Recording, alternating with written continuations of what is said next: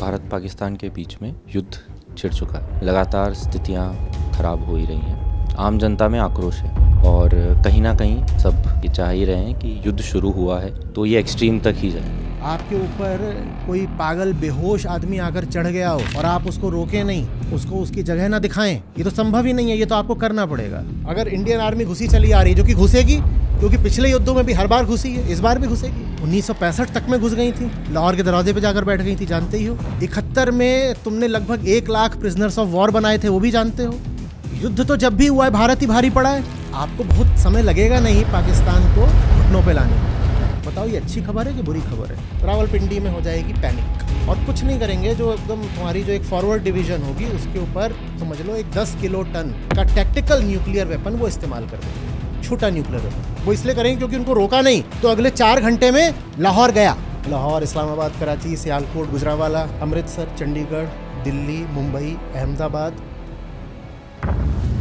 और ये आने वाले 10 दिनों के भीतर हो सकता है, क्योंकि पाकिस्तान के पास भारतीय सेना को झेलने की ताकत 4-5 दिन से ज़्यादा की नहीं है। ये न्यूक्लियर स्ट्राइक्स हैं। सबसे पहले 10 से 15 करोड़ तुरंत मरेंगे, बाकी रेडियो एक्टिव लाशें बन जाएंगे। हिरोशिमा नागासाकी आपको बच्चों की कहानियां जैसे लगेंगे। जो बच जाएंगे वो रोएंगे कि हम बच क्यों गए। You have to defeat the monster without becoming a monster. यहाँ कहानी खत्म नहीं होती है, यहाँ से कहानी शुरू होती है। यहाँ से कहानी अब शुरू होती है। प्रणाम आचार्य जी। भारत पाकिस्तान के बीच में युद्ध छिड़ चुका है। लगातार स्थितियां खराब हो ही रही हैं। आम जनता में आक्रोश है और कहीं ना कहीं सब ये चाह ही रहे हैं कि युद्ध शुरू हुआ है तो ये एक्सट्रीम तक ही जाए। क्या होगा अगर ये एक फुल ब्लोन वॉर में तब्दील हो जाएगा और अगले 15-20 दिन या अगले कुछ महीनों तक ऐसी स्थिति बनी रहेगी?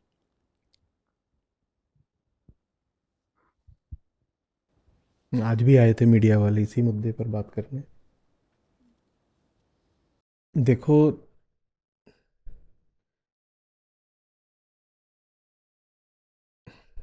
निर्दोषों पर अन्याय न हो,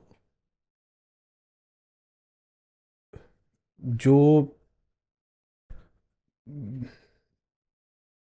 जुल्म और अंधेरे के पक्ष में ही खड़ा हो गया है वो और ताकतवर ना हो जाए, इस उद्देश्य से युद्ध करना ठीक होता है। वो एक बात है। गीता का उदाहरण मैं देता हूं बार बार कि श्री कृष्ण युद्ध वर्जित तो नहीं कर रहे हैं ना, वो तो स्वयं बोल रहे हैं युद्धस्व, लड़ो। वो धर्म युद्ध है और धर्म युद्ध करा जाता है ताकि पूरी दुनिया में सत्य की, शांति की, समता की, न्याय की स्थापना हो सके। है वो युद्ध ही, पर उसका उद्देश्य क्या होता है ये साफ समझो कि जब कोई और तरीका नहीं बचेगा तब दुनिया में सच्चाई को और ऊंचाई को स्थापित करने के लिए हम लड़ाई जरूर करेंगे। हम पीठ नहीं दिखाएंगे। अर्जुन तो पीठ दिखाना चाहते थे, कृष्ण ने कहा नहीं नहीं नहीं नहीं, कुछ नहीं, लड़ना तो पड़ेगा, लड़ना तो पड़ेगा। वहां उद्देश्य क्या है? वहां उद्देश्य यह है कि भाई कोई व्यक्तिगत मेरा अहंकार नहीं है। बात यह है कि अगर दुर्योधन बैठ गया हस्तिनापुर पे, हस्तिनापुर उस समय के भारत का आर्यावर्त का केंद्र था। जितने सब राज्य थे उस समय छोटे छोटे, उनमें सबसे प्रमुख राज्य था।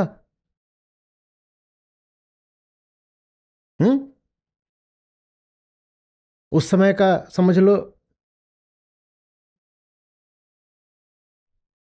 जैसे भारत में दिल्ली, कि भारत में यही रहा है ना आमतौर पे कि जो दिल्ली पर काबिज रहा है वो पूरे भारत का ही हो गया है बादशाह। तो वैसी बात थी। तो पूरे देश को, और वो जो देश माने ये नहीं था कि कोई एक विशेष खास देश, उसमें बहुत छोटे छोटे सब थे, छोटे छोटे स्टेट्स थे। उन सबको बचाने के लिए,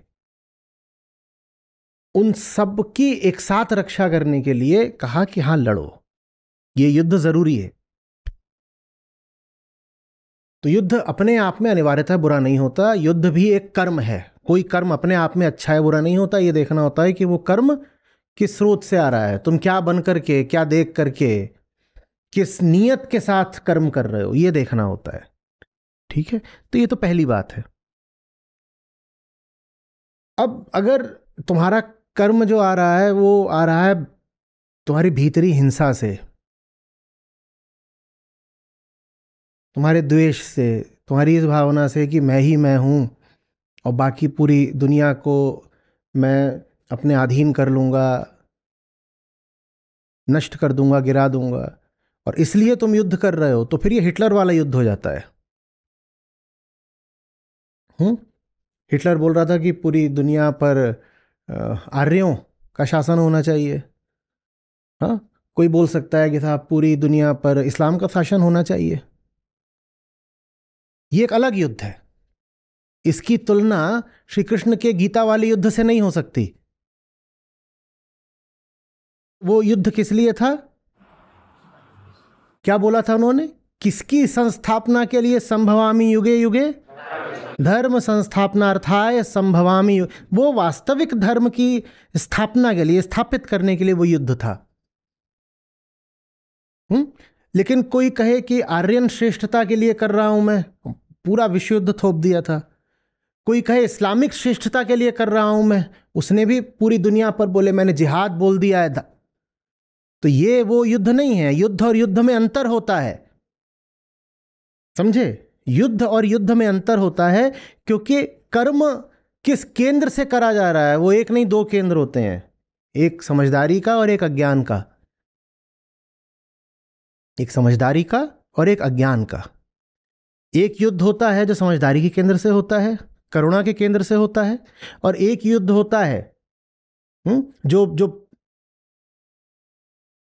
हैवानियत के केंद्र से होता है, पाशविकता के केंद्र से होता है। मैं जानवर हूं इसलिए मैं चढ़ जाना चाहता हूं सब पे, वही पागल जानवर हूं। ये एक दूसरा युद्ध होता है। दुर्भाग्य की बात यह है कि दुनिया में इस वक्त कई युद्ध चल रहे हैं। द्वितीय युद्ध की हमने बात करी, हिटलर वाले, उसके बाद से भी दुनिया में कई युद्ध हुए हैं। और जो सबसे बड़ा युद्ध था वो तो शीत युद्ध था। वो तो पता भी नहीं चला कि मिसाइलें हैं नहीं है कुछ नहीं, पर चल रहा था युद्ध। कोरिया में, वियतनाम में, इराक में, इराक ईरान युद्ध, न जाने कितने युद्ध हुए हैं।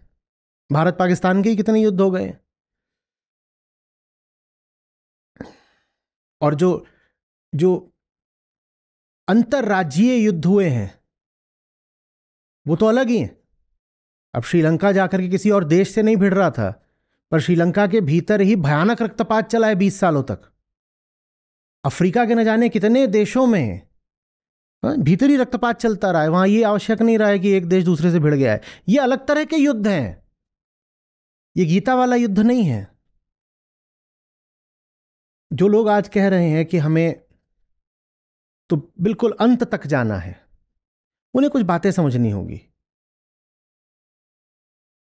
हम कायरता का समर्थन तो कर ही नहीं सकते। आपके ऊपर कोई पागल बेहोश आदमी आकर चढ़ गया हो और आप उसको रोकें नहीं, उसको उसकी जगह ना दिखाएं, ये तो संभव ही नहीं है। ये तो आपको करना पड़ेगा। लेकिन जो इसकी अति है, एक्सट्रीम है, वो कहां तक जा सकती है, ये लोगों को बात समझ में नहीं आ रही है। और ज्यादा देर नहीं लगती है वहां तक जाने में बात को। पाकिस्तान भारत की तुलना में छोटा देश है बहुत।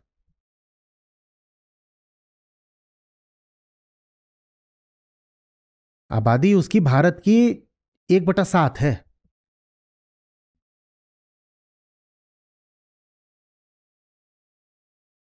इकोनॉमी भी उसकी बहुत छोटी है।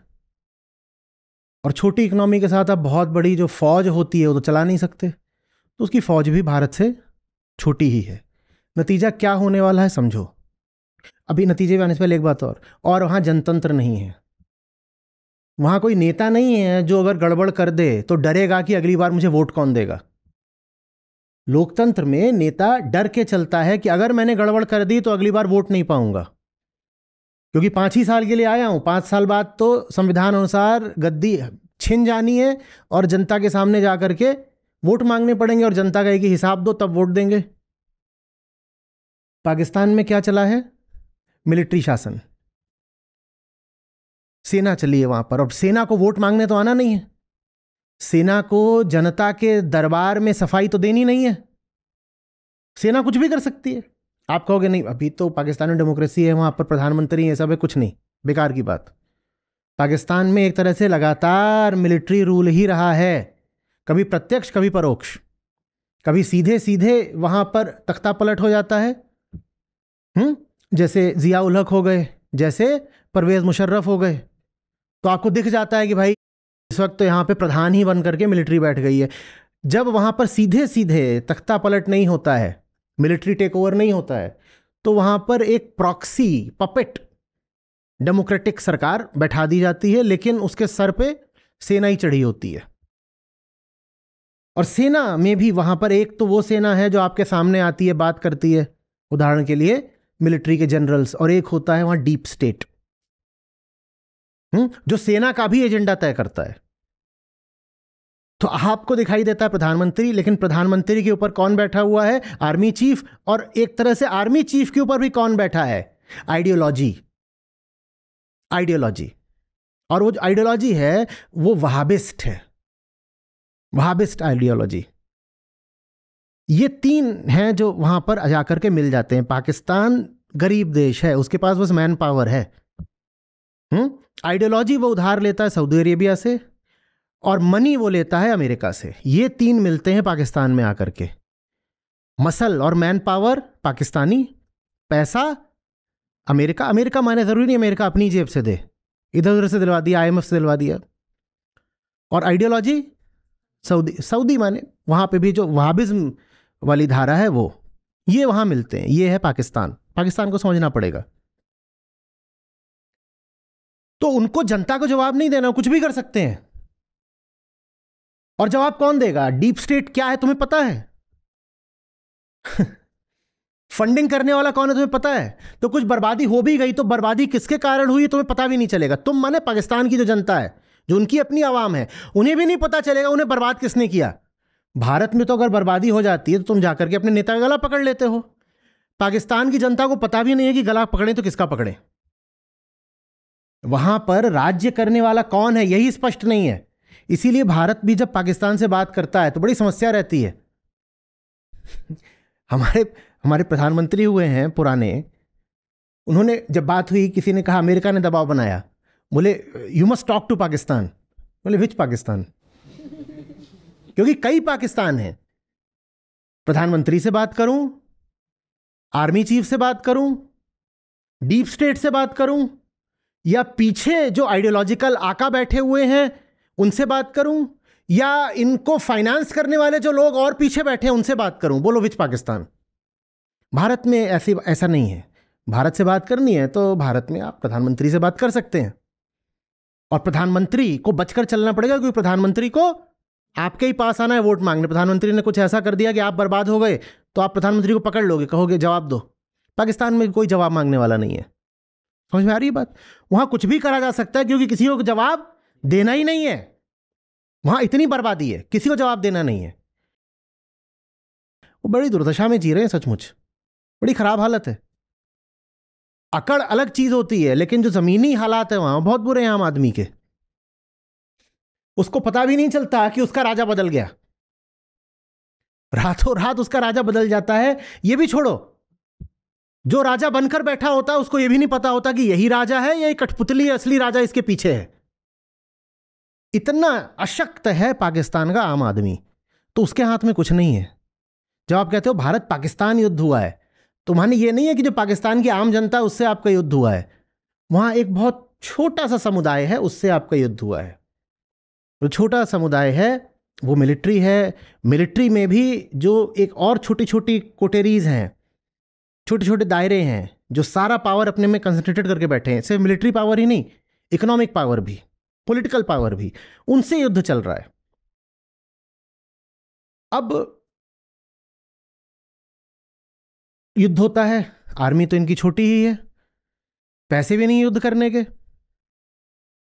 भारत की सेनाएं घुस जाती हैं, पहले भी घुस चुकी हैं। 1965 तक में घुस गई थी, लाहौर के दरवाजे पे जाकर बैठ गई थी, जानते ही हो। 71 में तुमने लगभग 1 लाख प्रिजनर्स ऑफ वॉर बनाए थे, वो भी जानते हो।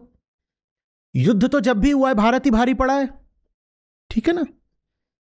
कारगिल में भी वो आकर के चढ़ गए थे, हमें भी बहुत नुकसान झेलना पड़ा, पर भगा तो दिया ही सबको, ठीक है।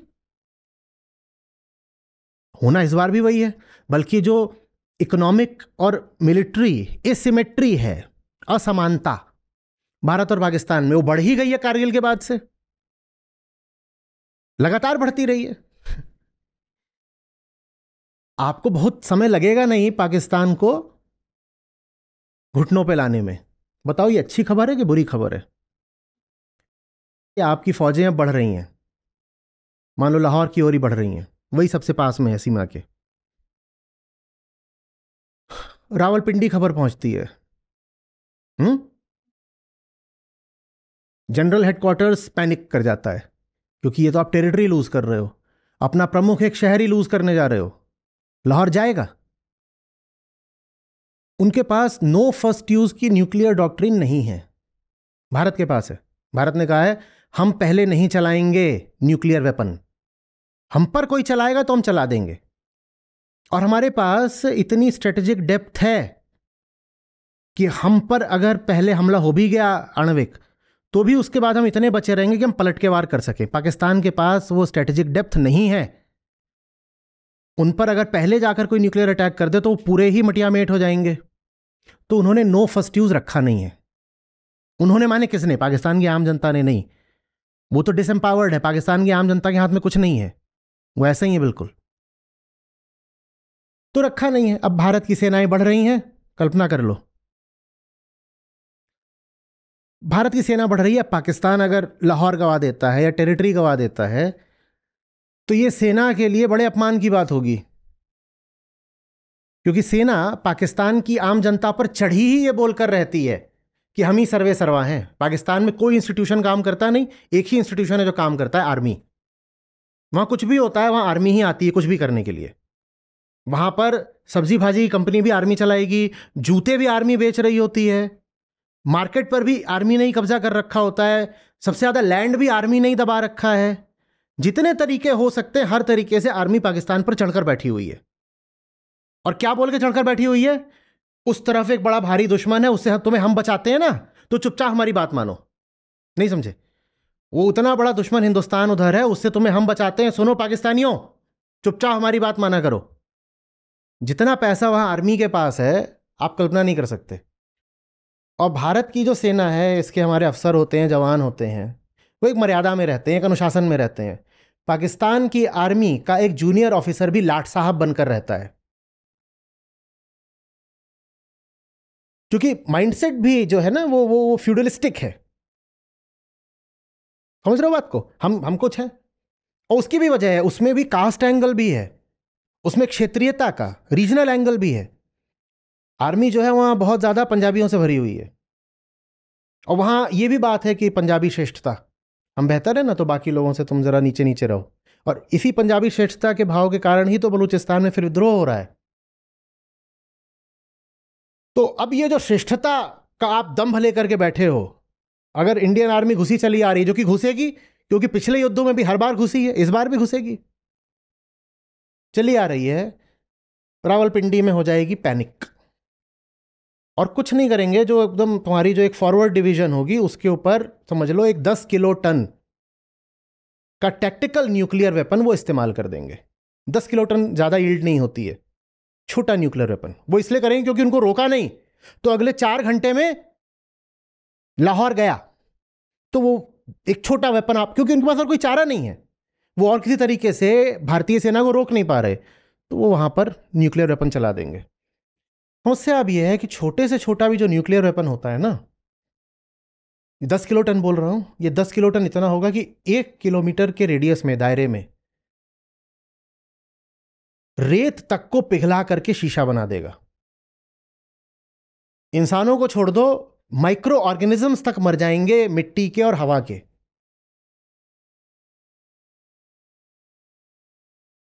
कितना भी छोटा वो टैक्टिकल वेपन होगा, और टैक्टिकल वेपन चलाना पड़ेगा क्योंकि न्यू फर्स्ट यूज पॉलिसी भी नहीं है, और जमीन जा रही है, लाहौर जा रहा है, मुंह क्या दिखाओगे पाकिस्तानियों को? सेना का वर्चस्व गया तो मरता क्या ना करता, वो अपने दंभ में आकर के चला देगा। ये जो होने जा रहा है हम वो समझ रहे हैं, वो ही चलाएगा, क्योंकि उसका कुछ नहीं जाता है, उसका कुछ नहीं जाता है चलाने वाले का, जो बटन दबा रहा है। और अगर वो बटन दबाएगा तो भारतीय सेना के भी जवान जो आगे बढ़ रहे थे वो दसियों हजारों में शहीद होंगे, 200-400-500 की बात नहीं है। जो बचेंगे उन तक भी जो न्यूक्लियर रेडिएशन है वो पहुंचेगा, भारी क्षति होगी। साथ ही नो फर्स्ट यूज कहा था ना भारत ने, अब फर्स्ट यूज दूसरे ने कर दिया, फर्स्ट यूज कर दिया। और अब आपकी सेना के ऊपर न्यूक्लियर बम चला दिया गया है तो आप भी चुप नहीं बैठ सकते। नो फर्स्ट यूज भी अब इनवैलिड हो गया, अब आप क्या करोगे? 150-200 न्यूक्लियर वॉरहेड्स आप भी तैयार रखकर बैठे हो, आपको चलाने पड़ेंगे, आपकी मजबूरी हो जाएगी न्यूक्लियर वेपन का इस्तेमाल करना। लाहौर, इस्लामाबाद, कराची, सियालकोट, गुजरांवाला, पेशावर,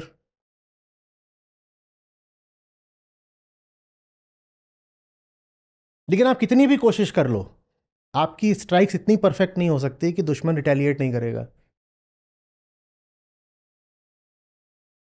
अमृतसर, चंडीगढ़, दिल्ली, मुंबई, अहमदाबाद,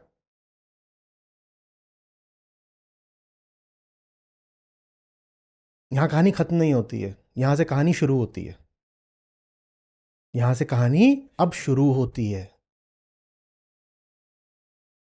कहां से शुरू करूं समझ में नहीं आ रहा। ये पृथ्वी का अंत है और ये आने वाले 10 दिनों के भीतर हो सकता है, क्योंकि पाकिस्तान के पास भारतीय सेना को झेलने की ताकत 4-5 दिन से ज्यादा की नहीं है। 4-5 दिन के बाद भारतीय सेनाएं उनका प्रतिरोध, रेजिस्टेंस तोड़ करके उनके जमीन में प्रवेश कर जाएंगी। हताहत हमारी तरफ से ही बहुत लोग होंगे, लेकिन हम चढ़ जाएंगे, अतीत में भी चढ़े हैं। ये अगले 10 दिन की कहानी है। अब यहां से क्या होता है, ये न्यूक्लियर स्ट्राइक्स हैं, सबसे पहले इसमें इमीडिएटली कितने मरेंगे ये बताओ? 10 से 15 करोड़ लोग, 10 से 15 करोड़ लोग, ये इमीडिएटली, ये मरेंगे नहीं, ये भाप हो जाएंगे, ये भाप हो जाएंगे।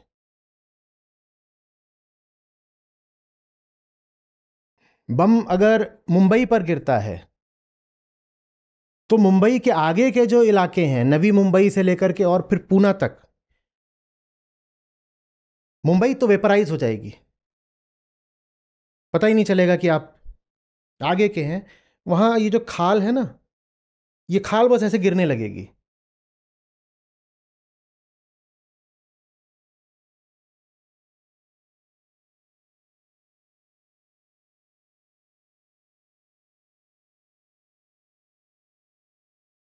खाल पहले ऐसे मिनटों के अंदर पहले ऐसे भयानक फफोले हो जाएंगे, उसके बाद खाल ऐसे गिरेगी।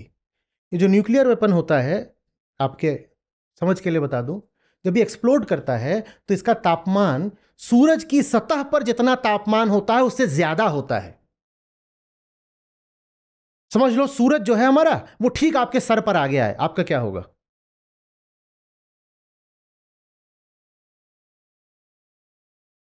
आपका क्या होगा? और ये सब करके पाकिस्तान तो विलुप्त हो चुका है, दुनिया के नक्शे से ही साफ हो गया है। 10 से 15 करोड़ तुरंत मरेंगे, बाकी रेडियो एक्टिव लाशें बन जाएंगे। वो किसी तरह अगर जी भी गए, लगभग 30-40 करोड़ और लोग, तो कहते हैं the living will envy the dead. वो कहेंगे हम मरे क्यों नहीं। हिरोशिमा नागासाकी आपको बच्चों की कहानियां जैसे लगेंगे, क्योंकि आज के जो न्यूक्लियर वेपन्स हैं वो हिरोशिमा वाले से तो 100,000 गुना ज्यादा पावरफुल हैं। और जब न्यूक्लियर वेपन डाला जाता है ना, छोटा नहीं डाला जाता। बताओ छोटा क्यों नहीं डाला जाता? क्योंकि आपको पता है अगर वो बच गया तो पलट के मारेगा। तो आप कहते हो जो बड़े से बड़ा वेपन डाल सकता हूं वो डाल देता हूं ताकि वो बचे ही ना। न्यूक्लियर एक्सचेंज ऐसा नहीं होता कि धीरे धीरे ग्रेजुअली एस्केलेट करेगा। जब न्यूक्लियर वेपन यूज होता है तो जो सबसे बड़ा होता है ना, वो डाला जाता है कि दुश्मन पूरा खत्म हो जाए, क्योंकि अगर वो बच गया तो मुझे नहीं छोड़ेगा।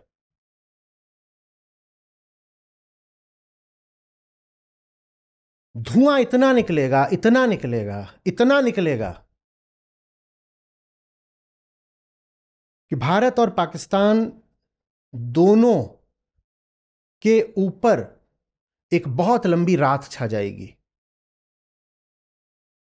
राख छा गई है और वो रात सालों तक चलेगी।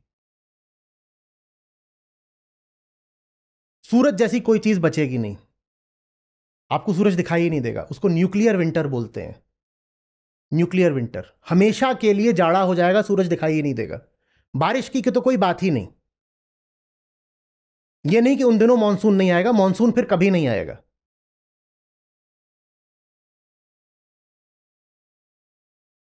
जो बच जाएंगे वो रोएंगे कि हम बच क्यों गए।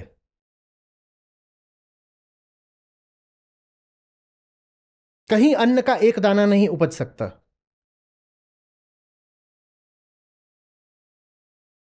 जो रेडियो एक्टिव ऐश है, सूट है, वो जाकर के हिमालय पे पड़ेगी। वहां से वो जो रेडियो एक्टिव ऐश है वो सारी नदियों से प्रवाहित होगी, और ये नदियां जो हमारे लिए प्राण की धारा होती थी वो जहर की धारा बन जाएंगी, हमारी पवित्र नदियां। क्योंकि वो पानी ही रेडियो एक्टिव हो चुका है। आप उस पानी की एक बूंद भी पियोगे, आप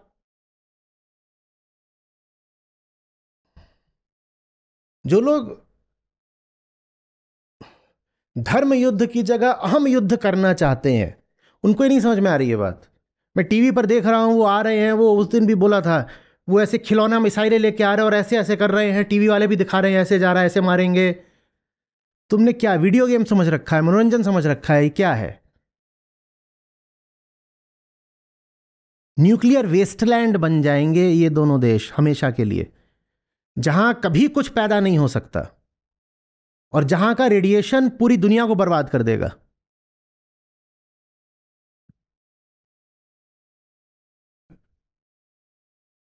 वो जो कालिमा छाएगी वो सिर्फ भारत पाकिस्तान तक थोड़ी सीमित रहेगी, वो धीरे धीरे पूरी दुनिया पे फैलेगी।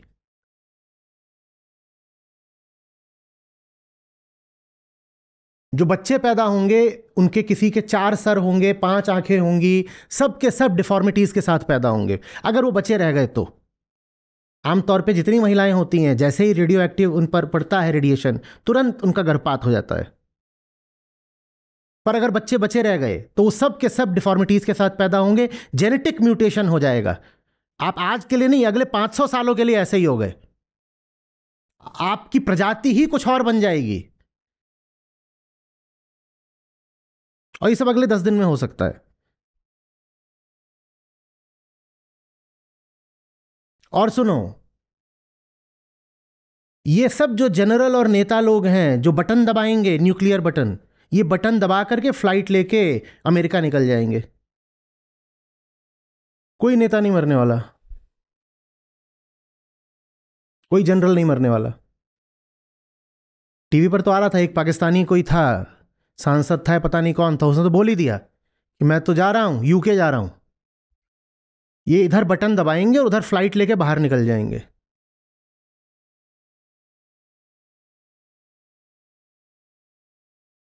आप जहां जहां बम गिर रहा है वहां तो वेपराइज हो जाओगे, भाप बन जाओगे, और उससे सैकड़ों सैकड़ों किलोमीटर दूर तक आप जलोगे नहीं, आप पिघलोगे। जैसे सोचो ना, सूरज पर कोई पतंगा पहुंच गया है, उसकी क्या हालत हो रही है। सूरज आ गया आपके सर पे, ठीक, वो जो न्यूक्लियर वेपन है वो फटेगा, सूरज से ज्यादा टेम्परेचर पैदा करता है, ठीक आपके सर के ऊपर।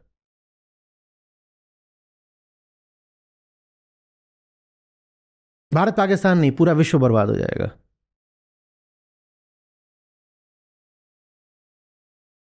डराने के लिए नहीं बोल रहा हूं, ये यथार्थ है। सुनने में ऐसा लगेगा अरे ये तो क्या ऐसे फैलाकर बता रहे हैं काल्पनिक बात। काल्पनिक बात नहीं है।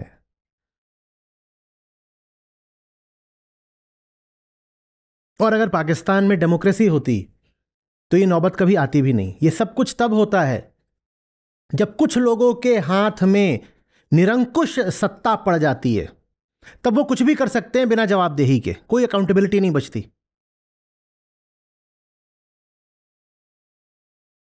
जो बचे भी रह जाएंगे उनके लिए क्या इकोनॉमी, क्या अर्थव्यवस्था,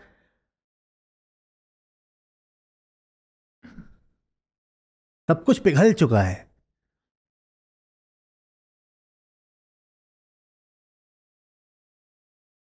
क्या सभ्यता, क्या संस्कृति, क्या ज्ञान,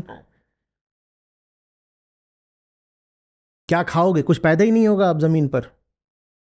मास माइग्रेशन होगा, जो बचे रह जाएंगे वो भागेंगे इधर उधर, नेपाल में घुसने की कोशिश करेंगे, बांग्लादेश में घुसने की कोशिश करेंगे।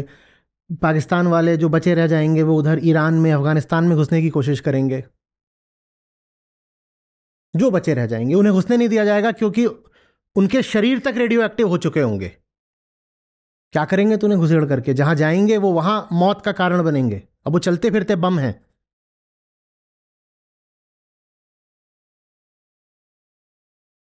जो बहुत बहुत बहुत दूर रहते हैं वो पाएंगे कि 2 साल 4 साल के भीतर उन्हें कई तरह के कैंसर हो गए। जो बहुत बहुत भी दूर थे उनको भी, मतलब जो सैकड़ों किलोमीटर दूर थे उनको भी। ये है। ये आपको बता करके मैं कुछ साबित नहीं करना चाह रहा,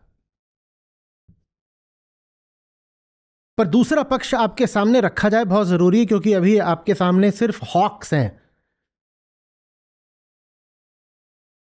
जो कि आपको बस आके यही बता रहे हैं कि मार देंगे, गिरा देंगे, फाड़ देंगे।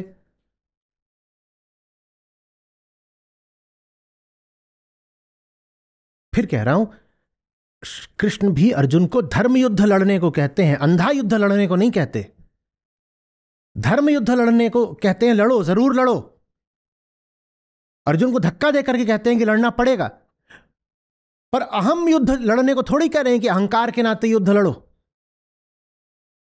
और मैं जरा सी भी अतिशयोक्ति नहीं कर रहा हूं। मैंने आपको जितनी बातें बोली हैं जाकर के पढ़ लीजिए, प्रचुरता में सामग्री उपलब्ध है, बहुत इस पर रिसर्च हो चुकी है। तो प्रश्न उठेगा कि फिर करें क्या?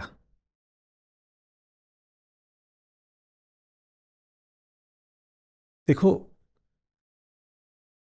जो पागल होता है, अन्यायी होता है ना, उसको सिर्फ युद्ध के मोर्चे पर ही हराया जाए ये जरूरी नहीं है। युद्ध के मोर्चे पर भी उसको हार दे दो, पर उसको ज्यादा बड़ी हार, ज्यादा बड़ी तकलीफ दूसरी तरीके से दी जाती है।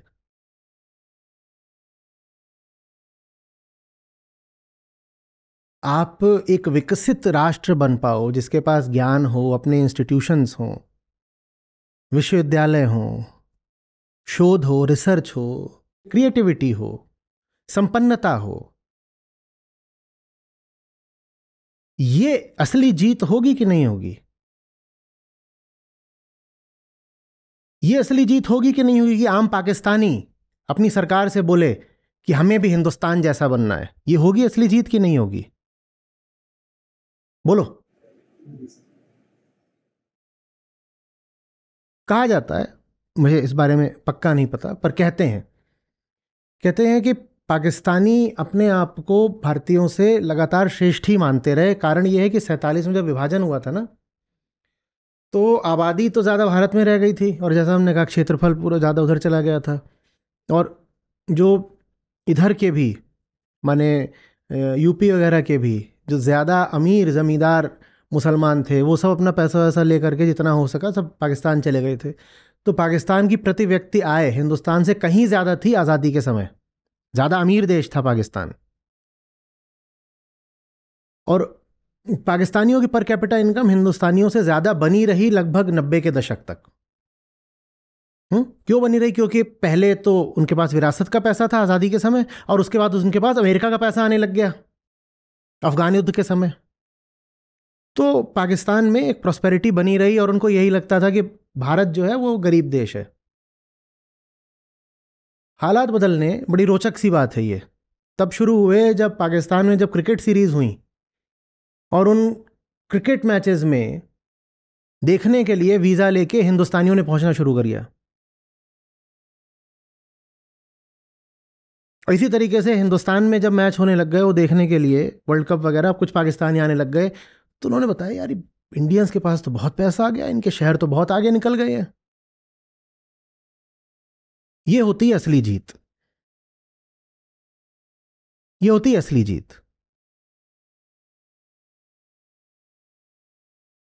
बात आ रही समझ में? अमेरिका ने सोवियत संघ को परास्त करा था बिना एक भी बम गिराए। कैसे? क्योंकि टॉप यूनिवर्सिटी सारी अमेरिका में थी, क्योंकि कटिंग एज रिसर्च सारी अमेरिका में हो रही थी, क्योंकि अमेरिका की पर कैपिटा इनकम सोवियत संघ से कई गुना हो गई थी। एक भी बम नहीं गिराना पड़ा, सोवियत संघ खुद ही टूट गया। और अगर बम गिराया जाता तो क्या होता बोलो? दोनों बर्बाद हो जाते। जो अमेरिका आप आज देख रहे हो, विश्व का एकमात्र सुपर पावर, वो अमेरिका बचता ही नहीं। ये जानवरों का तरीका है कि जाकर के किसी से सीधे सीधे शारीरिक रूप से, मटीरियल रूप से, मिलिट्री रूप से भिड़ जाओ। कई बार इस जानवरों वाले तरीके की जरूरत पड़ती है, हम जानते हैं। हमने गीता में, कुरुक्षेत्र में देखा है कि वो भी करना पड़ता है, पर उसको करने की भी एक मर्यादा होती है, एक अनुशासन होता है, एक तमीज होती है। ये थोड़ी होता है कि तुम जाकर के जानवर के साथ जानवर बन गए। You have to defeat the monster without becoming a monster. असली जीत वो होगी कि नहीं होगी कि जिस दिन आम पाकिस्तानी पूछे कि हम हिंदुस्तान से अलग ही क्यों हुए थे, बताओ। कि हम अलग हो गए, हिंदुस्तान इतना खुशहाल है, हम बर्बाद हो गए, बताओ हम अलग ही क्यों हुए थे। असली जीत वो होगी कि नहीं होगी कि पाकिस्तानी अपने नेताओं से सवाल करे, पूछे कि गलती करी थी 47 में अलग होकर के।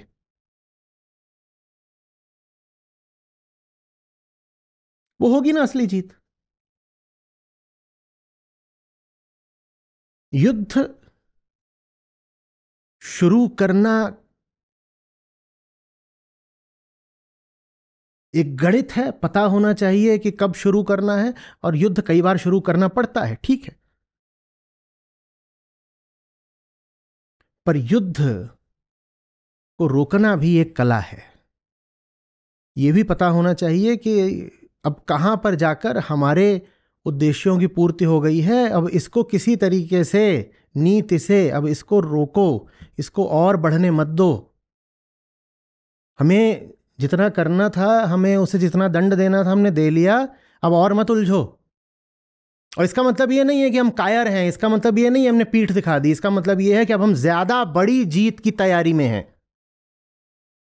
छोटे युद्धों में उलझ करके आप एक बड़ी हार स्वीकार कर लो, ये कहां की बुद्धिमानी है।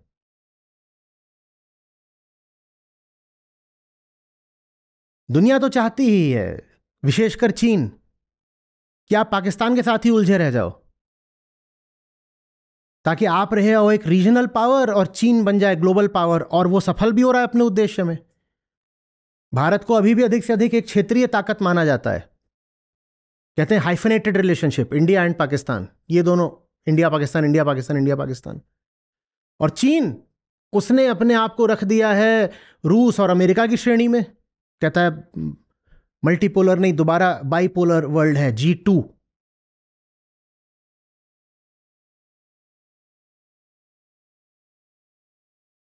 पाकिस्तान के साथ उलझ करके आप ज्यादा बड़ी लड़ाई हार रहे हो।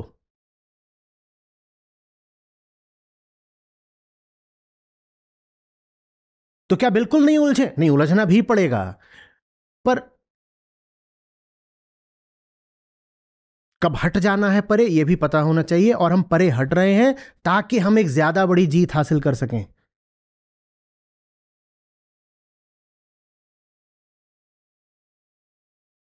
ज्यादा बड़ी जीत मालूम है क्या होती है? फ्रांस में चार्ली हेब्डो कांड हुआ था, पता होगा। वहां पर अभिव्यक्ति की बड़ी आजादी है। तो पाकिस्तान में किसी ने बोल दिया कि पाकिस्तान को अपनी मिसाइलों का इस्तेमाल करना चाहिए फ्रांस को, पेरिस को उड़ाने के लिए। तो वहां पे जो फ्रेंच एम्बेसडर पाकिस्तान में, उसने शिकायत कर दी। पाकिस्तान की पुलिस ने जाकर के उस भड़काऊ आदमी को पकड़ा और पाकिस्तान की अदालत ने उसको सजा भी दी। ये होती है असली ताकत। इतनी हमारी ताकत है कि पाकिस्तान खुद दाऊद इब्राहिम को सजा दे, कि पाकिस्तान खुद मसूद अजहर को सजा दे। ऐसी ताकत चाहिए कि नहीं चाहिए? बोलो। और अगर खुद न सजा दे तो जब अमेरिका जैसा कोई घुस के घर में उसामा बिन लादेन को मारे तो पाकिस्तान कुछ बोल भी ना पाए, चू भी ना कर पाए, बल्कि सफाई दे, बोले हमें तो पता भी नहीं था यहां रहता था, हमें नहीं पता था यहां रहता था, गलती हो गई, हमें माफ कर दो, हम नहीं जानते थे यहां रहता था। यह होती है असली जीत। ऐसी जीत चाहिए कि नहीं चाहिए? ऐसी जीत तब आती है जब अमेरिका जैसी अर्थव्यवस्था बनाते हो, उनके जैसी यूनिवर्सिटीज़ बनाते हो, रिसर्च इंस्टीट्यूशंस बनाते हो, डेमोक्रेटिक सेटअप बनाते हो, इंडिपेंडेंट जुडिशरी बनाते हो, तब ऐसी ताकत आती है। नहीं तो उलझे ही रह जाओगे बस। पूरी दुनिया के लिए मजाक है, वहां पे ट्रंप है, वो क्या वक्तव्य दे रहा है? कोई ऊंचा आदमी तुम्हारा उपहास करे तो फिर भी झेल लो, ट्रंप जैसा आदमी ये बोल रहा है, क्या बोल रहा है? They these two have been fighting each other since a long time, I think since centuries. ये किस भाषा में तुम मेरे देश के बारे में बात कर रहे हो? ऐसे बोल रहे हो जैसे नासमझ आदमी है।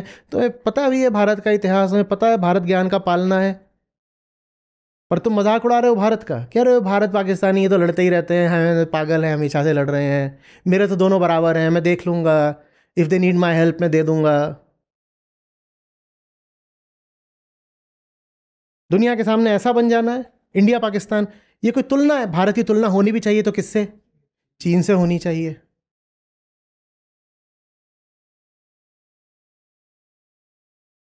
पर खुश हो रहे हो कि पाकिस्तान को दबा दिया, दबा दिया, दबा दिया। वो इतना खुद ही पीड़ित देश है कि उससे अपने आप को क्वारंटाइन कर लो, सीमा पर बाड़ लगाओ, वो जरूरी है ज्यादा। उनको यहां घुसने मत दो, वो जरूरी है ज्यादा। कम से कम 150-200 आतंकवादी अभी भी कश्मीर में मौजूद हैं। मैं जो बोल रहा हूं उसका विकृत अर्थ करना बहुत आसान है, मिस इंटरप्रिटेशन बहुत आसान है, खासकर जब नीयत खराब हो। आप बहुत आसानी से मिस इंटरप्रेट कर लोगे कि मैं क्या बोल रहा हूं, पर जो मैं बोल रहा हूं बोलना जरूरी है, क्योंकि आप तक सिर्फ एक बात पहुंच रही है और दूसरी बात है वो छुपाई जा रही है, कोई नाम नहीं ले रहा, वो दूसरी बात आप तक आनी जरूरी है। आप तक आनी इसलिए भी जरूरी है क्योंकि ये जो सब कुछ चल रहा है तमाशा, ये आपके पैसों से चल रहा है और आपकी जान की कीमत पर चल रहा है। एक राफेल 2,500 करोड़ का आता है। 2,500 करोड़ समझते हो कितना होता है? युद्ध न्यूक्लियर थ्रेशोल्ड तक नहीं भी पहुंचा, सिर्फ कन्वेंशनल वॉर भी रहा तो भी 50,000 करोड़ का है। और ये बहुत कंजर्वेटिव फिगर है, होने को ये 50,000 करोड़ प्रतिदिन का भी हो सकता है, और ये आपका पैसा है। पर कुछ युद्धान्मादी लोग, वॉर मॉन्गर्स, वो आके आपको भड़का रहे करें और तुम अपने घर से पैसा लाके लड़ रहे हो, तुम अपनी जान दे रहे हो बॉर्डर पे, तुम आम जनता से कह रहे हो कि तुम्हारे पैसे से तुम्हारी जान लेकर के युद्ध चलना चाहिए। पैसा आपका जा रहा है, जान आपकी जा रही है, और पूरा इतिहास ऐसा ही रहा है कि जितने भी शासक रहे हैं जिन्होंने अपनी टेरिटरी बढ़ाई, आप उनको महान बोल देते हो, यही करते हो ना, वो महान थे। और जो उन्होंने युद्ध लड़े उसमें जिनकी जान गई उनका तो कोई नाम ही नहीं है। उन युद्धों में जिनकी जान गई उनका कोई नाम है? इतने सिविलियंस अभी मर गए हैं जम्मू में, पुंछ में, पंजाब के सीमावर्ती गांवों में, इतने मरे हैं, उनके नाम पता है आपको? नहीं पता है, उनका कोई नाम नहीं है। वो आप हो, द कॉमन मैन। हाँ, हमें महान बनना है, हाँ हमें जीतना भी है, हाँ, सीमा पार से दुष्टता होती है, हमें उस दुष्टता को हराना भी है, निश्चित रूप से हराना है, पर बुद्धि के साथ, विवेक के साथ। हमें समस्या की जड़ पर पहुंचकर जड़ को ही उखाड़ देना है। आप कहोगे पर हम क्या कर सकते हैं, एस्केलेशन दूसरी ओर से हो रहा है। पर ये जो सवाल ही है कि हम क्या कर सकते हैं, ये सवाल तो मजबूरी का सवाल हो गया। माने आप कह रहे हो कि अब आप लड़ते रहने के लिए मजबूर हो। जो लड़ते रहने के लिए मजबूर है उसने तो पहले ही मजबूरी माने गुलामी स्वीकार कर ली। अगर गुलामी स्वीकार ही कर ली है तो अब लड़ाई किस लिए कर रहे हो? जो स्वीकार कर चुका है कि मैं तो गुलाम ही हूं, वो लड़ किस लिए रहा है? लड़ा तो आजादी के लिए जाता है ना। आप कह रहे हो अब मैं मजबूर हूं, एस्केलेशन दूसरी तरफ से हो रहा है। आप मजबूर हो माने विवश हो, हेल्पलेस हो। और अगर आप हेल्पलेस हो ये मान ही लिया है तो अब लड़ाई क्या है? फिर तो आप हार ही गए। जो हेल्पलेस हो गया उसने तो हार स्वीकार ही कर ली। कुतर्क बिल्कुल उठ सकते हैं। मैं ये कह रहा हूं, आप में से बहुत लोगों के मन में आ रहा है तो क्या करें? उनको चढ़ाने दें, हम लड़ाई छोड़ दें, उनको हत्याकांड करने दें? नहीं, ये तो मैं नहीं कह रहा। हम बिल्कुल रोकेंगे उन्हें, रोकना चाहिए, रोकना ही धर्म है। मैं बात उनके संदर्भ में कर रहा हूं जो हमें मीडिया में आकर के चिल्लाते हुए दिखाई दे रहे हैं कि ललकार, उद्घोष, यलगार, काट दो, फाड़ दो। ऐसे मत बन जाओ। जब युद्ध आवश्यक भी हो, और युद्ध कई बार आवश्यक होता है, हम मानते हैं, हम सब मानते हैं, जब युद्ध आवश्यक भी हो तो उसको कहो it is a necessary evil. It is necessary but it is a necessary evil. दोनों बातें याद रखनी है कि आवश्यक तो है पर इविल भी है। तो इसका मतलब यह है कि अगर हमने युद्ध शुरू भी करा है तो लगातार इसी प्रयास में रहेंगे कि जितनी जल्दी हो सके युद्ध को रोक भी दें। हम कायर नहीं हैं कि लड़ नहीं सकते, तो लड़ेंगे, जब जरूरत आ जाएगी जरूर लड़ेंगे, और मुंह तोड़ लड़ेंगे। लड़ेंगे, बिल्कुल लड़ेंगे, लेकिन भीतर ही भीतर जानते भी रहेंगे कि वॉर एक इविल चीज तो है ही। जितनी जल्दी हो सके, जिन तरीकों से हो सके, खोजो कि इसको रोका कैसे जा सकता है। वॉर मॉन्गरिंग नहीं करेंगे, वॉर रोकने का प्रयास करेंगे। भले ही हम ही ना शुरू करी हो, भले ही हमारे ऊपर थोपा गया हो युद्ध, लड़ेंगे, लेकिन लड़ते लड़ते भी सोचेंगे यही कि क्या इसको किसी तरह से जल्दी खत्म करा जा सकता है। यह है बात, समझ में आ रही है? जरूर लड़ेंगे, लेकिन इसलिए नहीं लड़ेंगे कि लड़ते ही जाएं, बिल्कुल संपूर्ण न्यूक्लियर विनाश तक लड़ते ही चले जाएं, इसलिए नहीं लड़ेंगे। लड़ेंगे, पर लड़ते लड़ते भी लगातार भाव यही रहेगा कि किस तरह से इसको रोका जाए।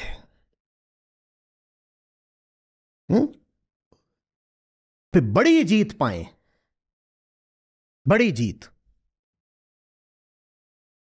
सर, आज का जो दौर चल रहा है वो काफ़ी ज़्यादा मिस इन्फॉर्मेशन का युग चल रहा है।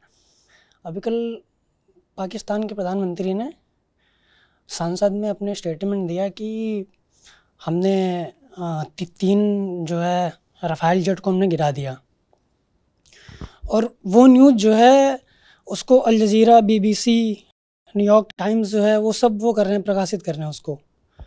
तो मेरा ये सवाल ये है सर कि क्या झूठ इतने पैमाने पर और इतने मतलब दृढ़ता के साथ जो है आगे आ रहा है, मतलब इसका क्या, हम कैसे रोक सकते हैं इसको? तुम ये मत देखो कि झूठ बोला जा रहा है, झूठ आ रहा है, ये देखो कि झूठ का निशाना तुम हो। वो झूठ तुम्हें बेवकूफ बनाने के लिए बोला जा रहा है। ये जो पूरा तमाशा चल रहा है इसकी ऑडियंस तुम हो, तुम्हें बेवकूफ बनाना है, इसलिए ये झूठ बोले जा रहे हैं। पाकिस्तान के प्रधानमंत्री झूठ बोल रहे हैं, और वो झूठ किससे बोल रहे हैं? वो अपने देश की जनता से झूठ बोल रहे हैं। 36 तो कुल राफेल हैं भारत के पास, 3 गिर गए माने 10% गिर गया, किसी को पता नहीं चलेगा, कोई एविडेंस नहीं मिलेगी। राफेल डसॉल्ट के साथ कॉन्ट्रैक्ट है मेंटेनेंस का, उन्हें नहीं पता चलेगा। सैटेलाइट इमेजरी नहीं आएगी, जहां पे मलबा गिरेगा वहां पे दिखाई नहीं देगा कि गिरा हुआ है। पाकिस्तान के PM खुला झूठ बोल रहे हैं। और किससे बोल रहे हैं? अपनी जनता से बोल रहे हैं। इससे मतलब समझो, युद्ध तुम्हारे विरुद्ध लड़ा जा रहा है। पाकिस्तान के प्रधानमंत्री अपनी ही जनता के खिलाफ युद्ध लड़ रहे हैं। बम कहीं भी और गिर रहा हो, गिराया अपनी पब्लिक पर जा रहा है। क्योंकि बेवकूफ किसको बनाना है? ले देके अपनी पब्लिक को बनाना है। क्योंकि वो बम किसके पैसे का था? पब्लिक के पैसे का था। वो पीएम के पैसे का थोड़ी बम था। आज ड्रोन स्ट्राइक्स हुई, वो कामिखेज ड्रोन्स हैं, सुसाइडल ड्रोन्स हैं।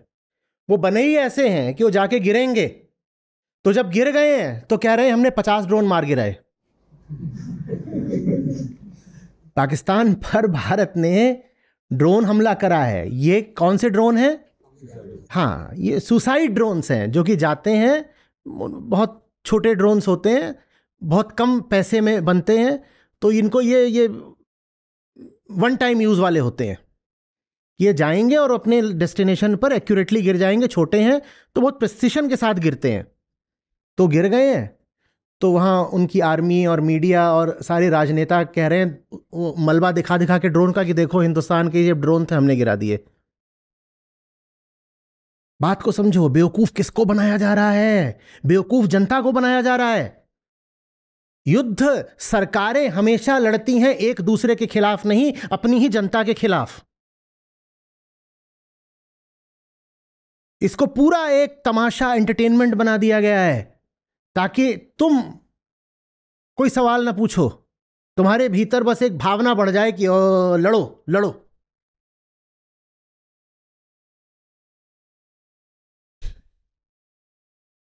उनको भी तो अपनी पब्लिक को बताना है ना कि हिंदुस्तान आया, इतनी मिसाइलें गिरा दी, ये कर दिया, ये सब है। तो तुमने क्या किया? तुमने वहां पे जाके बता दिया हमने इनके 5 मार दिए। और पाकिस्तान में सचमुच लोगों को यही लग रहा होगा कि 5 गिरा दिए हैं हिंदुस्तान के जहाज। बताओ क्यों? क्योंकि हिंदुस्तान के सारे चैनल, अकाउंट सब पाकिस्तान ने ब्लॉक कर रखे हैं। ये ब्लॉक क्यों करेगा, ये समझो, ताकि तुम्हारे पास बस वही सूचना पहुंचे जो तुम्हारी सरकार तुम तक पहुंचाना चाहती है। तो पाकिस्तानियों के पास कोई तरीका नहीं है किसी भी हिंदुस्तानी चैनल को या सोशल मीडिया को या पब्लिकेशन को एक्सेस करने का। उन्हें ले दे के उन्हीं बातों में यकीन करना है जो बातें उनकी सरकार उनको बता रही है। उनकी सरकार उनको ये बताएगी कि फतह हमारी हुई है। पाकिस्तानी आज तक ये मानते हैं कि 1965 में उनकी जीत हुई थी। वो 1965 में जब युद्ध खत्म हुआ था, उस दिन को डे ऑफ विक्ट्री के रूप में सेलिब्रेट करते हैं आज भी। कहते हैं हम जीते थे। क्योंकि उनको यही नैरेटिव बताया गया है उनकी सरकार और उनके मीडिया द्वारा। ले दे के बेवकूफ किसको बनाया जाता है हर हाल में? आम आदमी को। और आम आदमी को समझ में नहीं आता, वो झुंझुना बजा रहा है, उसको लग रहा है एंटरटेनमेंट चल रहा है, वाह बढ़िया, ये देखो, ये ऐसे ऐसे रॉकेट जा रहा है, ये हो रहा है, वो हो रहा है, वीडियो गेम है।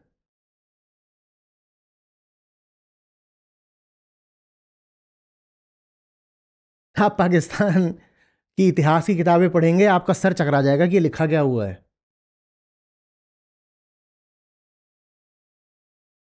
उनमें गांधी, नेहरू सब दुष्ट इंसान हैं, और जिन्हा एक हीरो हैं, एक सेवियर हैं। और मुसलमान अलग इसलिए हुए क्योंकि हिंदुओं ने उन पर बहुत अत्याचार किए, तो अंत में मुसलमानों को किसी तरह उनका एक अलग देश मिला। अब जाके देखो ना, वहां ये नैरेटिव वहां छोटे छोटे बच्चों को पढ़ाया जा रहा है। बेवकूफ किसको बनाया जा रहा है? छोटे बच्चों तक को बेवकूफ बनाया जा रहा है। बेवकूफ हमेशा आम जनता को ही बनाया जाता है, और आम जनता पैसे दे देकर बेवकूफ बनती है। वो कहती है मैं और पैसे दूंगी, मुझे और बेवकूफ बनाओ, हमारे ही पैसों से हमें बेवकूफ बनाओ, हमें बेवकूफ बनाओ, खुद महान बन जाओ।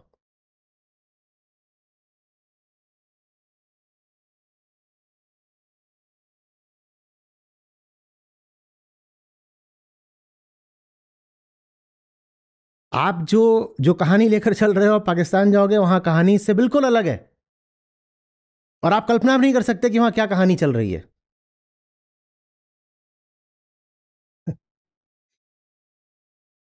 अभी तक तो उन्होंने यही बोला था कि 5 भारतीय जहाज गिरा दिए हैं, हो सकता है अब कल बोलते हैं 15 गिरा दिए हैं, क्योंकि आज रात भी बमबारी चल ही रही है। मिसाइलबाजी भी चल रही है। जब 2019 में हुआ था स्ट्राइक्स, तो यही नहीं हुआ था कि हमारी ओर से जो ये अभिनंदन जैन उधर पीओडब्ल्यू बने थे, पाकिस्तान के रक्षा मंत्री का या किन्हीं मंत्री का पहले बयान आया था कि हमने 2 भारतीय पायलट पकड़ लिए हैं, 2 पकड़ लिए हैं। उन्होंने झूठ नहीं बोला था, दूसरा था। मालूम है दूसरा कौन था? वो पाकिस्तानी था। और वो था जिसका जो F-16 था उसको अपने MiG-21 से अभिनंदन जैन ने ही गिराया था। तो MiG-21 से F-16 को भी गिराया था, और वो गिरा था तो उसका भी जो पायलट था वो भी गिरा था। उसको भी उन्होंने सोचा कि ये हिंदुस्तानी पायलट ही है, पर वो पूरा छुपा गए कि उनका F-16 गिराया गया है। उन्होंने अपनी जनता को बेवकूफ़ बना दिया कि हमने तो भारत का प्लेन गिरा दिया। उन्होंने ये नहीं बताया कि 60 की टेक्नोलॉजी वाले MiG-21 बाइजन ने, वो बहुत पुराना जहाज है MiG-21, वो पहला सुपरसोनिक जहाज था, बोले उस टेक्नोलॉजी वाले ने तुम्हारे लेटेस्ट F-16 को गिरा दिया है। ये बात पाकिस्तान पूरी छुपा गया, और गिरी नहीं गया। आपका तो जो पायलट गिरा था वो बच गया, उसे उन्होंने पकड़ लिया, हिरासत में ले लिया, फिर हमने दबाव डाला, छुड़वा भी लिया, ये सब हो गया। उनका तो जो गिरा था पायलट, उसकी मौत हो गई।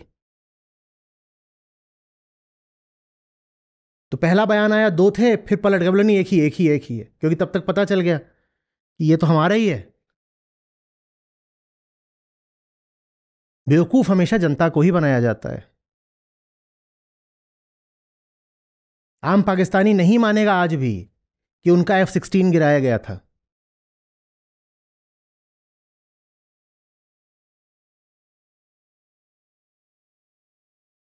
और जो बात पाकिस्तान पर लागू होती है वो बात हिंदुस्तान पर भी लागू होती है, वो बात चीन पर भी लागू होती है। सब सरकारें अपनी अपनी जनता को बेवकूफ़ बनाती ही बनाती हैं। वही बात अमेरिका पर भी लागू होती है।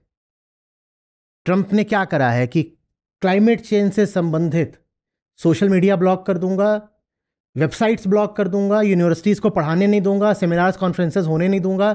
ये किससे सच्चाई छुपा रहे हैं ट्रंप? अपनी ही जनता से। सब सरकारें अपनी ही जनता को बेवकूफ़ बनाती हैं। चीन में गूगल नहीं चलता, बताओ क्यों? चीन में गूगल नहीं चलता, क्या चलता है? हाँ, गूगल क्यों बंद कर रखा है? हाँ, सच पता चल जाएगा वहां की जनता को, चलने ही नहीं देते।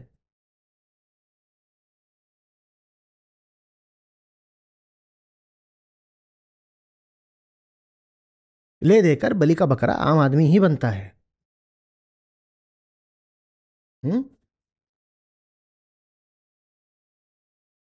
पहलगाम में जो हुआ उसके जस्टिफिकेशन के तौर पर पाकिस्तानी अवाम को यह बोला गया है कि ये तो हमने नहीं करा, लेकिन जो बलूचिस्तान में 50 पाकिस्तानी आर्मी को मार दिया था बलोच उग्रवादियों ने, वो इंडिया ने करवाया था।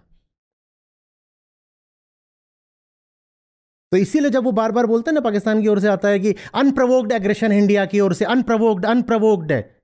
उन्हें सचमुच लगता है अनप्रोवोक्ड है, उन्हें माने जनता को। सेना और राजनेता तो उनके जानते हैं कि वो झूठ बोल रहे हैं, पर उन्होंने जनता को यही बताया है अपनी कि पहलगाम में जो कुछ हुआ उसमें हमारा कोई हाथ नहीं था, हमने नहीं करा है। हाँ, इंडिया ने जरूर करा है। बलूचिस्तान में 50 पाकिस्तानी आर्मी के जवान मारे गए थे अभी कुछ ही समय पहले, इसी साल। बोल रहे वो इंडिया ने करवाया था। बलोच रिपब्लिकन आर्मी है, बलोच लिबरेशन आर्मी है, उसकी फंडिंग इंडिया करता है।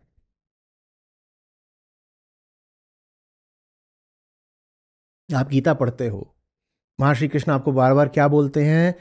3 के बहकावे में मत आना, समय, समाज, संयोग, बोलते हैं ना कृष्ण। अब समझ में आ रहा है कैसे बहकाया जाता है? ये जगत है ना, ये अपने आप में एक प्रोपेगेंडा मशीनरी है, और मुक्त वो है जो अपने ऊपर किसी प्रोपेगेंडा को हावी नहीं होने देता।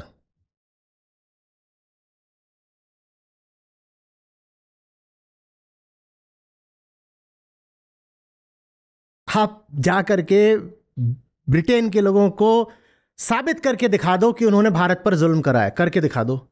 मालूम है वहां क्या चलता है? आप हैरान रह जाओगे। ब्रिटेन में पहली बात तो जो कॉलोनियल हिस्ट्री है वो पढ़ाई नहीं जाती है बच्चों को, और जब पढ़ाई जाती है तो पता है क्या बोल के पढ़ाई जाती है? हमने भारत पर एहसान करा। भारत एक बहुत ही पिछड़ा हुआ बर्बर देश था और हमारे ऊपर व्हाइट मैन्स बर्डन था। व्हाइट मैन्स बर्डन मतलब जो जो गोरा आदमी है उसके ऊपर ये दायित्व तो है कि वो इन अशिक्षित भूरे काले लोगों को जाकर सभ्य करे। तो कहते हैं कि भारत तो पिछड़ा हुआ देश था, हमने एहसान करा इनके पास जाके, इनको रेलवे हमने दी, इनको आधुनिक चिकित्सा और टेक्नोलॉजी हमने दी, इनको पोस्टल सिस्टम हमने दिया, इनको सड़कें हमने दी, इनको यूनिवर्सिटीज़ हमने दी, इनको ढंग के नियम कायदे हमने दिए। आप जाओगे ब्रिटेन में तो वहाँ ये हिस्ट्री पढ़ाई जाती है, वहाँ की जनता सचमुच यही मानती है। आप कहते हो कि ब्रिटेन के लोग आए यहाँ से लूट के ले गए, वो कहते हैं लूट के नहीं ले गए, हम तुमको दे के गए हैं। कहते पिछड़े गंवार भारतीयों, हमने एहसान करा है तुम पे राज करके, क्योंकि हमने ही तुम्हें सभ्य बनाया, नहीं तो अपनी हालत देखो।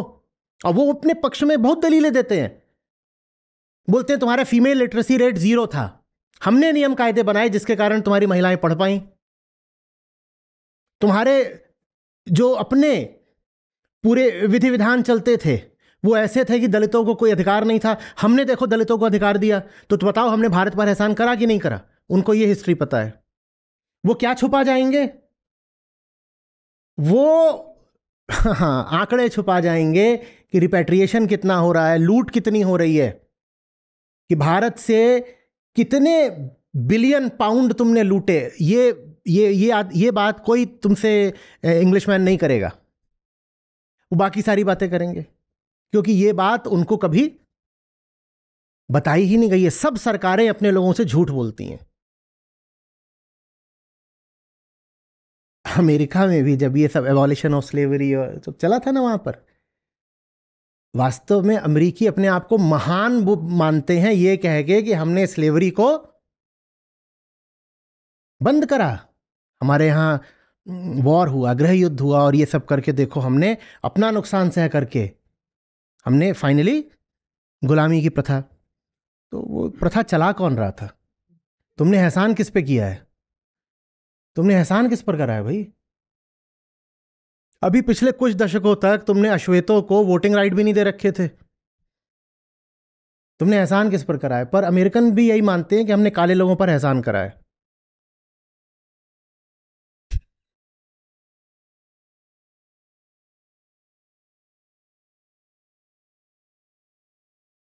बांग्लादेश की किताबों में 1971 का जो वॉर है, तुम्हें क्या लग रहा है उनमें उनमें ग्रेटिट्यूड है कि भारत ने आकर के हमें आज़ादी में मदद करी? बांग्लादेशी किताबों में 1971 की लड़ाई में भारत बिल्कुल हाशिए पर है, मार्जिन्स पर।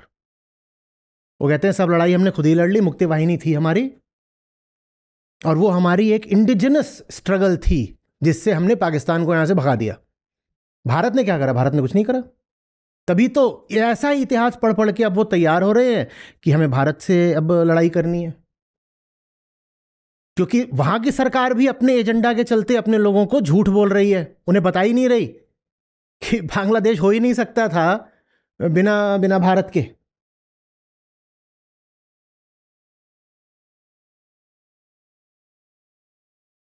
ये जगत है भाई, माया। माया माने क्या? झूठ। तभी तो आदि शंकराचार्य जगत मिथ्या। अब समझ में आ रहा है जगत मिथ्या माने क्या? यहां जो कुछ तुम्हें दिखाई सुनाई दे रहा है सब मिथ्या ही है। डिफॉल्ट यही है कि झूठ मानना। जगत मिथ्या माने ये नहीं कि ये सब नकली है। जगत मिथ्या इंद्रियों से जो भी तुम्हें मिल रहा है, इनपुट आ रहे हैं, जरा इनके प्रति सजग सतर्क रहो, स्केप्टिकल रहो। कोई यहां नहीं बैठा है सच तुम तक लाने के लिए।